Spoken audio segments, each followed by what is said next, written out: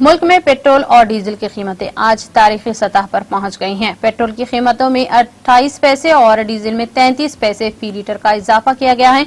ये मुसलसल चौथे रोज है जब दोनों ईंधनों की कीमतों में इजाफा हुआ है। आज इनकी कीमत अब तक की रिकॉर्ड सतह पर पहुंच गई है।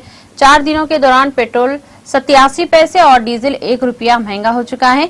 मुल्क की सबसे बड़ी oil marketing company Indian oil corporation के मुताबिक कौमी दारुल हुकूमत दिल्ली में जुमे को पेट्रोल 28 पैसे इजाफे के साथ 91 रुपये 27 पैसे फी लीटर पर पहुंच गया है, जबकि डीजल की कीमत 31 पैसे बढ़कर 81 रुपये 73 पैसे फी लीटर पर हो गई है।